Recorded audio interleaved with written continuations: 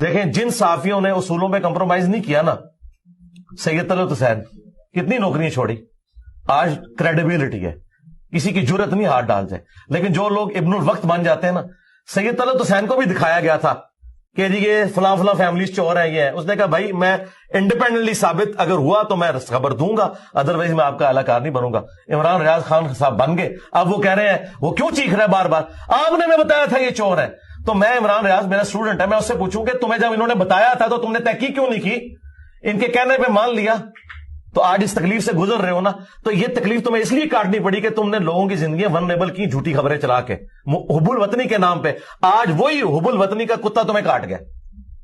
تو بھئی یہ تو ہوگا، ایسا تو ہوگا. اس لیے ہم تو نہیں کسی کے اعلی کار بنتے، نہ اس زمانے میں نہ آج. جو سچائی ہے وہ بیان کریں گے. السلام علیکم، میں جمیل فاروقی ہوں. آپ میرا آفیشیل یوٹیوب چینل دیکھ رہے ہیں. تمام تعریفیں اس ذات پاک کے لیے جو ہماری شہ رگ سے بھی قریب ہے اور ہماری ہر آنے جانے والی سانس کے بیچ میں ہونے والی معمولی سی جنبش کو بھی بخوبی جانتا ہے. اور تمام درود پاک نبی آخر الزماں حضرت محمد مصطفیٰ احمد مجتبیٰ صلی اللہ علیہ وآلہ وسلم کی ذات پاک کے اوپر، جو وجہ تخلیق کائنات ہیں، جن کی وجہ سے ہم ہیں، جن کی وجہ سے یہ کل کائنات ہے. آج کا ویلاگ انتہائی حساس موضوع کے اوپر ہے. اس ویلاگ کے شروع میں آپ نے ایک ساؤنڈ بائٹ ملاحظہ کر لیا ہوگا. اس ساؤنڈ بائٹ میں جو صاحب گفتگو کر رہے ہیں، ہم سب ان کا بڑا احترام کرتے ہیں. اسکالر انجینئر محمد علی مرزا صاحب، ان کا اپنا دینی علوم میں ایک بڑا قد ہے، دلیل کے ساتھ بات کرتے ہیں. بہت ساری جگہوں کے اوپر انہوں نے مجھے بھی کریکٹ کیا، اور بہت ساری جگہوں کے اوپر انہوں نے جو فرقہ واریت کے پروردہ گروہ ہیں پاکستان کے اندر یا پاکستان سے باہر، ان کو ایکسپوز بھی کیا ہے. تو ان کا ایک اپنا قد ہے دینی علوم کے حساب سے، جو مطالعہ ہے ان کا. اسی طرح سے عمران ریاض خان صاحب صحافت میں ایک بڑا نام ہے، سینئر صحافی ہیں، میرے بھائیوں کی طرح ہیں. میرے دل میں ان کا بڑا احترام ہے، میں ان کی بڑی قدر کرتا ہوں. اور like wise is the case with Talat Hussain sahab. Talat Hussain صاحب نے تقریباً پوری زندگی جرنلزم کو دے دی ہے.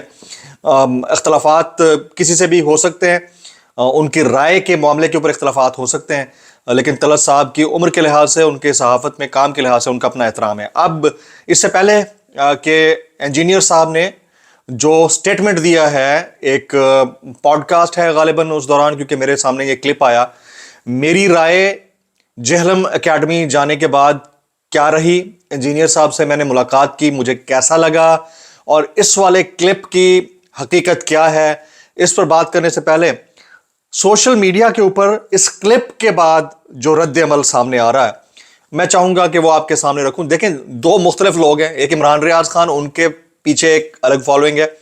ایک ہیں طلعت حسین صاحب، ان کے پیچھے ایک الگ فالوئنگ ہے.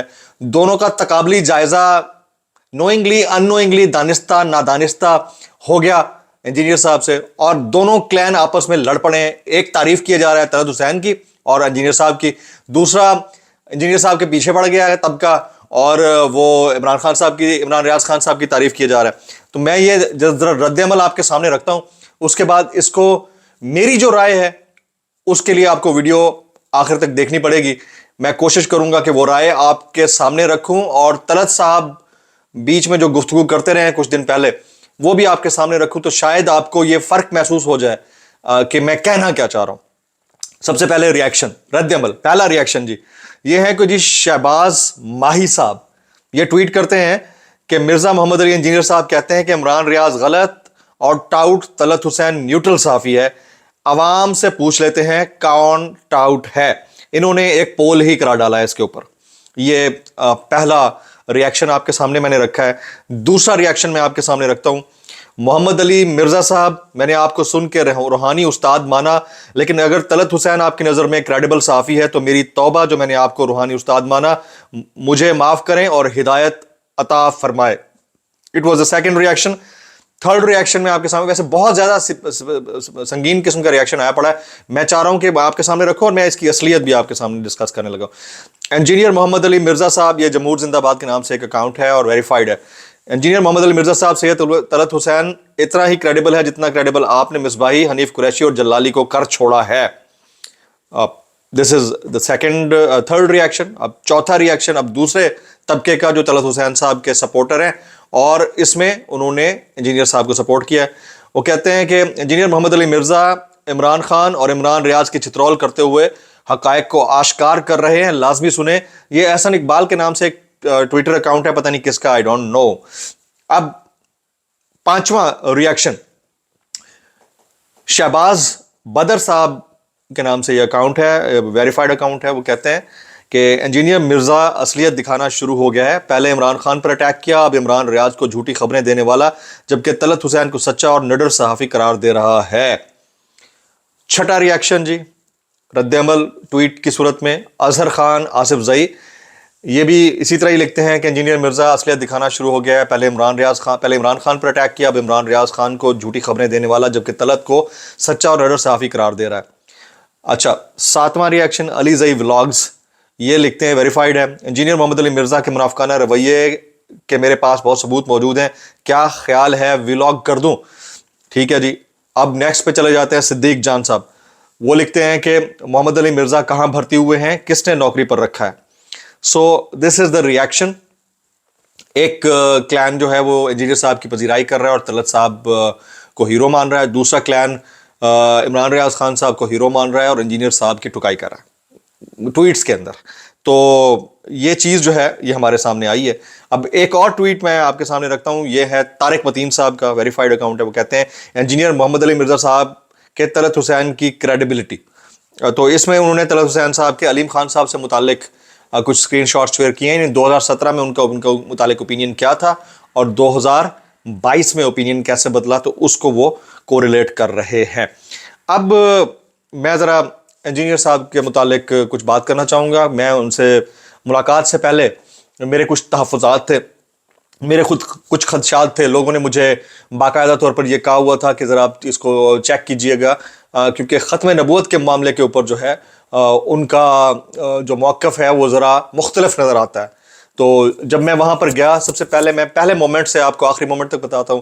بڑا زبردست ان کا ایک اکیڈمی کا پریمیسز ہے, اس کے اندر ہمیں ریسیو کیا گیا. میری ان سے ملاقات ہوئی. بہت نوجوان, قابل اور مدلل شخصیت کے مالک ہیں انجینئر محمد علی مرزا صاحب.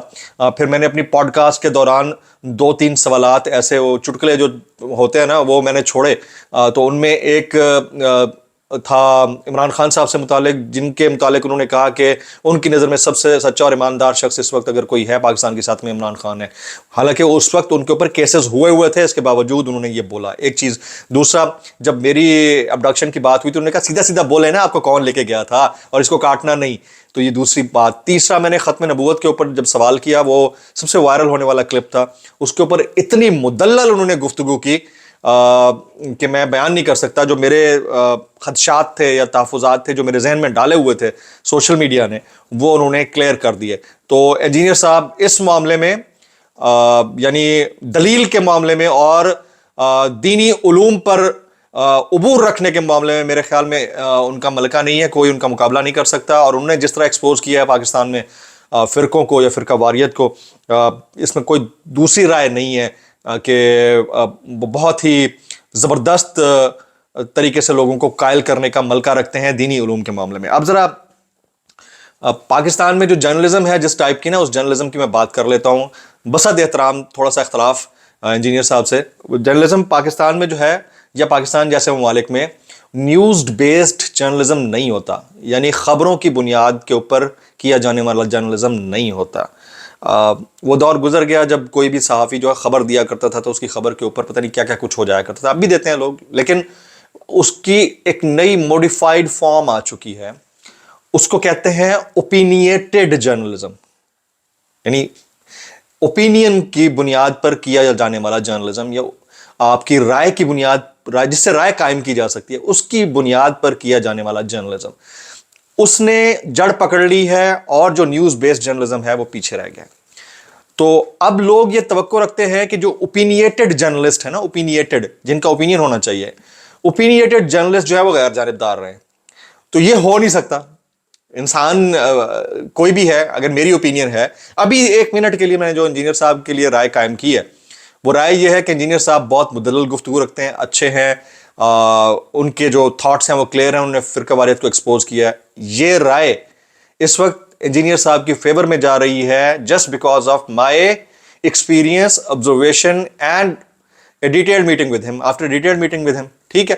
तो इस ओपिनियन का रिएक्शन क्या होगा कि वो तमाम लोग जो इनकी मुखालफत में हैं वो मेरे मुखालिफ खड़े होंगे, ठीक है. क्योंकि मैंने एज एन एंकर पर्सन और एक पाकिस्तान के प्राइम टाइम एंकर होने की हैसियत से और एक यूट्यूबर होने की हैसियत से मैंने एक ओपिनियन बिल्ड किया है, तो उनका रिएक्शन तो आएगा. तो इसमें अगर कोई एक्सपेक्ट करता है कि गैर जानिबदार, मेरी नजर में मेरी गैर जानिबदारी यही है, लेकिन लोगों की नजर में एक तबका उसको अपनी साइड पे लेगा, दूसरा अपनी साइड पे लेगा. Likewise is the case with opinionated journalism. उसमें भी अगर इमरान रियाज खान डट गया है इमरान खान के हक में, तो जो दूसरा तबका है उसके लिए तो वो बायस्ड है. Likewise is the case with Talat साहब. अगर तलत साहब डट गए हैं